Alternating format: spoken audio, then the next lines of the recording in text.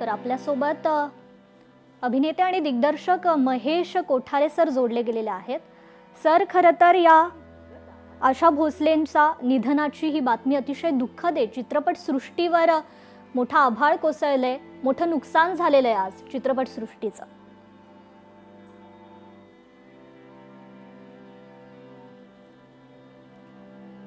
काही तांत्रिक कारणांमुळे त्यांचा आवाज आपल्यापर्यंत पोहोचू शकत नाहीये, तर ही दुःखद बातमी समोर आलेली आहे। आशा भोसलेंचं निधन झालंय।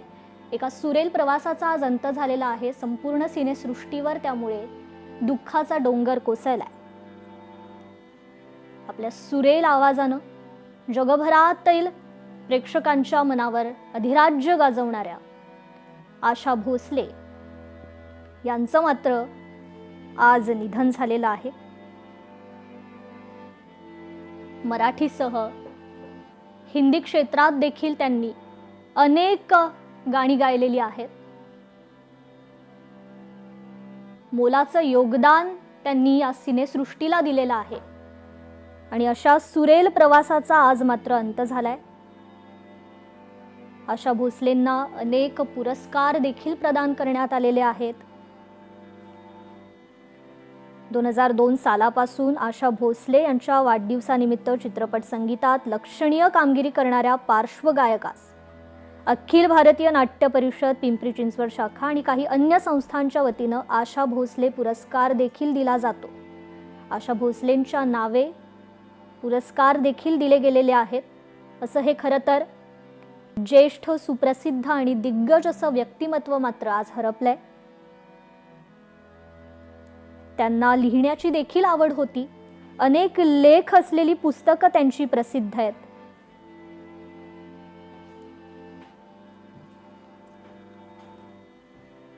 आणि अशा या सुरेल प्रवासाचा मात्र आज अंत झालाय। खरं तर कालच त्यांना हृदयविकाराचा झटका आला, त्यानंतर लगेचच त्यांना मुंबईतील ब्रीच कँडी रुग्णालयात दाखल करण्यात आलं। त्यांच्यावर उपचार सुरू होते, मात्र त्यांच्या निधनाची बातमी आता समोर येताच संपूर्ण सिनेसृष्टीवर ही शोककळा पसरलेली आहे।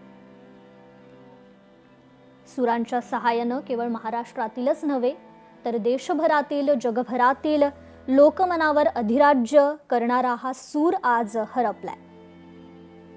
या गळ्याला गाता येत नाही असं कुठलंच गाणं नाही, तो आवाज चैतन्य निर्माण करू शकत नाही अशी कुठलीच मैफिल नाही, त्या गळ्याला त्याज्य आहे असा कुठलाच संगीत प्रकार नाही असं म्हटलं जातं आशा भोसलेंबाबत। आणि त्यांचं आज हे दुःखद असं निधन झालंय।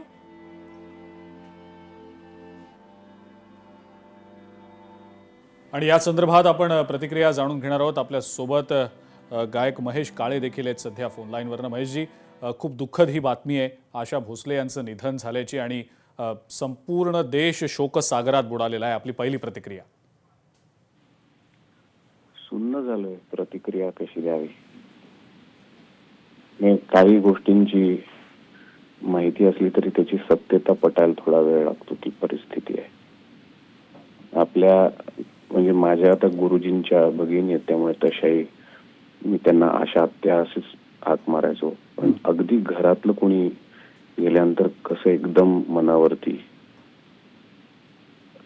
तसं आता झालंय।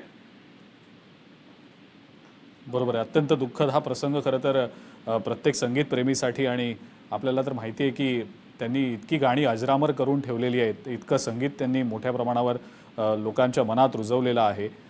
हे खूप खूप महत्त्वाचं आहे आणि कित्येक दशकं ही जी लेगसी आहे ही अशीच सुरू राहणार आहे। महेशजी, त्याबद्दल नेमकं काय वाटतं?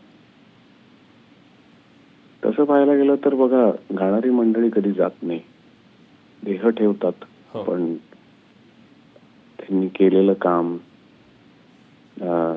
ते पुढच्या सगळ्या पिढींना, साधकांना एक ध्रुव ताऱ्यासारखी दिशा दाखवत राहतं। तसं ते यापुढेही देहात नसतानाही अशा त्या दाखवत राहतील। अगदी खरं आहे। आणि महेशजी, सातत्यपूर्ण त्यांची ही गाणी असायची। आपण कित्येक वेगवेगळ्या भाषांमध्ये सुद्धा त्यांची गाणी ऐकलेली आहेत। वैविध्य आणि एकंदरीतच त्यांची जी गाण्याची जी शैली होती ती इतरांपेक्षा वेगळी होती। म्हणजे लता मंगेशकरांचं नाव अजरामर आहेच आणि त्या अनुषंगानं आशा भोसलेंचं नाव सुद्धा तितकंच आता अजरामर झालेलं आहे. म्हणजे दोघी बहिणी असून सुद्धा त्यांची शैली वेगळी होती, सातत्यानं त्याबद्दल सुद्धा बोललं जायचं. त्याबद्दल नेमकं महेशजी काय वाटतं? नाही, हे सगळे मंडळी ना आता भगवंताच्या, मला असं वाटतं की त्याच्या ठरवण्याने का आले हे लोक, परंतु आढळ मंडळी येतो. लता आत्या असतील, आशा आत्या असतील, ह्या आढळ प्रत्येकानं आपलं आपलं कार्य अशा पद्धतीनं करून ठेवलंय की ते त्यांच्या कार्याने, त्यांच्या गाण्याने, त्यांच्या स्वरांनी त्यांनी आतापर्यंत हजारो मैफली केल्या असतील, रेकॉर्डिंग केले असतील, याच्यातनं ते स्मरणात राहतील. महेशजी, आपण त्यांच्या सोबत व्यासपीठ कधी शेअर केलं होतं, त्या अनुषंगानं काही आठवणी असतील आपल्याला, त्यांच्या सोबत गाण्याची संधी मिळाली असेल, त्या अनुषंगानं काही आठवणी सांगता येतील प्रेक्षकांना? नाही, मी ना शास्त्रीय संगीत करणार आहे, त्यामुळे त्यांच्याबरोबर गाण्याची संधी तशी नाही. खरंच आली सूरनावात कुठलं तरी त्यांचंच गाणं मी त्यांच्या शेजारी त्यांचा हात पकडून गायलो, परंतु एक पूर्ण दिवस मला सूरनवा ध्यास नवाच्या वेळेला त्यांच्या बरोबर मिळाला. साधारण आपली आजी किंवा आईची मोठी बहीण जशी वागेल त्याच पद्धतीने खूप आपुलकीनी मला म्हणाल्या, मला तुमचं गाणं ऐकायचंय, घरी या. निघाले होते कुठल्या तरी गाण्याला, पण त्यावेळेला काहीतरी घडलं आणि परत जायला लागलं.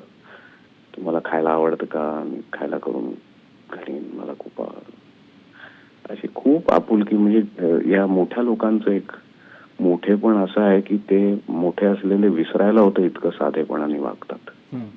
तर त्या दिवशी मला आशा त्यांचं ते प्रकर्षानं जाणवलं. बिलकुल. महेशजी, खूपच दुःखद प्रसंग आहे, दुःखद क्षण आहे आपल्या सगळ्यांसाठीच. आपण तरी सुद्धा वेळात वेळ काढून ही प्रतिक्रिया दिली, त्याबद्दल अत्यंत आभार आपले. महेश काळे होते आपल्यासोबत आणि त्यांनी सुद्धा अत्यंत दुःख व्यक्त केलेलं आहे. उद्या संध्याकाळी 4 वाजता शिवाजी पार्क स्मशानभूमीमध्ये आशा भोसले यांच्यावर अंत्यसंस्कार केले जाणार आहेत आणि अत्यंत दुःखद असा हा सगळा प्रसंग. सूरसम्राज्ञी आशा भोसले आता आपल्यात नाहीत. हृदयविकाराचा तीव्र झटका त्यांना आलेला होता. वयाच्या 93व्या वर्षी त्यांनी अखेरचा श्वास घेतलेला आहे. आशा भोसले यांच्या निधनानं सिनेसृष्टीवर शोककळा पसरलेली आहे. अत्यंत दुःखद अशी ही बातमी. कालही जेव्हा त्यांना ब्रिच कँडी हॉस्पिटलमध्ये दाखल केलं गेलेलं होतं, त्यावेळेला त्यांची प्रकृती गंभीर असल्याचं सांगितलं जात होतं, पण तरीसुद्धा आशा भोसले बऱ्या होतील, पुन्हा एकदा आपल्या सर्वांमध्ये येऊन आपल्या सर्वांसमोर एखादं छानसं गाणं म्हणतील अशी आशा प्रत्येकालाच होती. पण आशा भोसले यांच्या निधनाचीच बातमी आज समोर आली.